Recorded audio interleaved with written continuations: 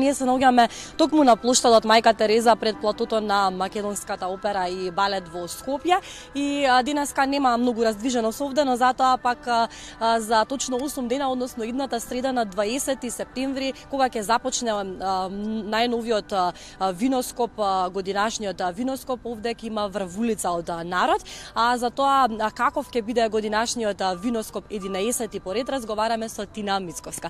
Тина, најнапред добар ден и би сакала да ни кажеш кој е новитетот оваа година за виноскоп?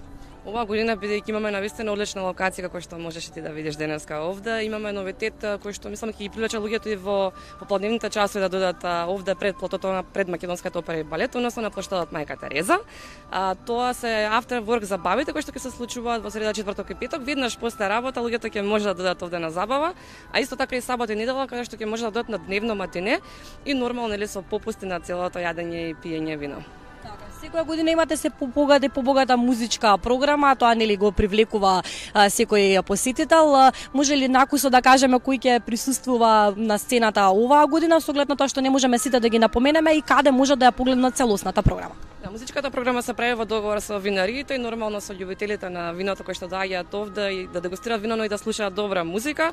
Оваа година ќе слушаме различни жанрови на музика, како Калевала кој што свира традиционална музика, потоа поп-рок бендот IQ, Нокаут кои што се добро познати, Кукулеле, ќе се навратиме на Студен Нозе, оној период кога беа тие популарни, потоа ќе слушнеме Министерке од Србија и Баклава, еден одличен македонски бенд.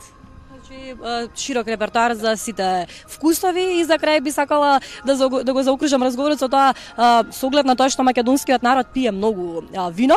Која година се испи најмногу вино на виноскоп? Минатата година и тоа во еден ден се направи рекордот, поточно во петокот се испи повеќе вино отколку сите други денови во некои претходни години заедно. Значи навистина беше тоа рекорд и за тоа се задолжени, тоест виновни момците од Амадеус Бенд, тие направија забавата за да се испие толку многу вино.